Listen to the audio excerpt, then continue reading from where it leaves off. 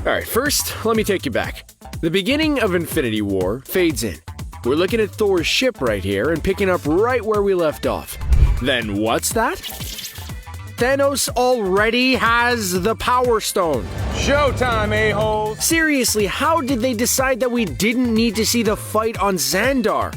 I still wonder what happened to the Nova Corps and that planet. So, this is the theory. Given the Eternals' connection to the Power Stone, maybe they fight against Thanos and Xandar. There's a rumor going around that we're gonna see that fight as part of this movie one way or another. Picture the amount of action possible in a stoneless Thanos using his army to break through Xandar's security and secure his first stone. But that sounds awesome, right? Now picture Eternals fighting alongside them. It makes you wonder how they'd lose to Thanos, but the guy held his own against Captain Marvel when all was said and done. The Mad Titan might manage to outmaneuver them somehow. Now, you can argue that it wouldn't happen, but I'd love to see it play out. Just, to know the Eternals contributed to the battle somewhere and didn't sit on the sideline would be nice to know. Maybe we don't see the Eternals in the fight, but they show up for the aftermath. I'd be okay with that too. I see an opportunity to use that open chapter of Infinity War to instantly endear the Eternals to the audience. I doubt Marvel will leave this battle open-ended forever. This movie is one of the best chances to fill that gap.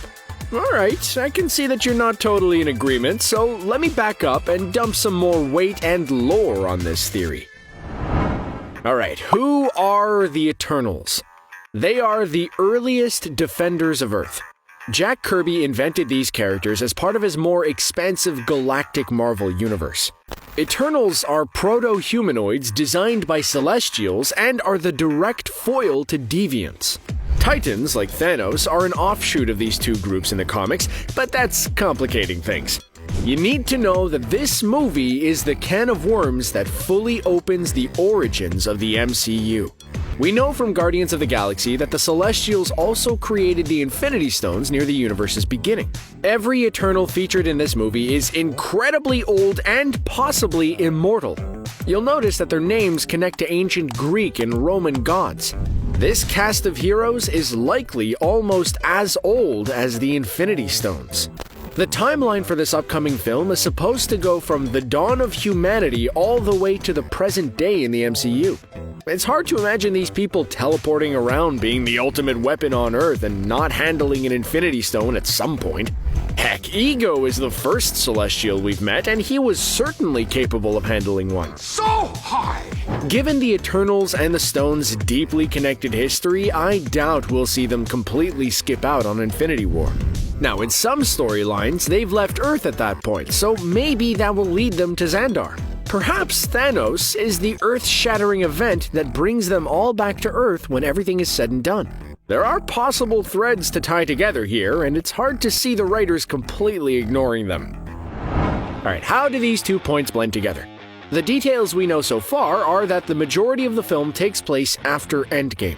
Something the Deviants do is what forces this ensemble to come together again in an epic battle for the fate of the Earth, or maybe the entire galaxy. The Eternals are likely reuniting after leaving Earth to stop whatever threat is headed their way. I think Thanos and the Stones are a huge precursor to this event. There's a reason Feige and company want to start the present-day storyline with this film. I believe flashbacks throughout the movie explain the Eternals' origin, separation, and personal causes for joining back with the team. One of them is going to be connected with the Battle of Xandar. Eternals is the first present-day film in Phase 4 for a reason. It's the transition film to clean up loose ends like the battle Thanos wages on Xandar. Now we're cooking with gas, you guys. Now, the MCU hasn't addressed the fact that Thanos carries the deviant gene. His background and rise can quickly motivate the new threat and reaction by the Eternals. No Infinity Stones now means more freedom for the enemies of the Eternals to attack. I look at the new Eternals film and see Marvel attempting to transition. Part of moving into Phase 4 involves cleaning up plot points from Phase 3.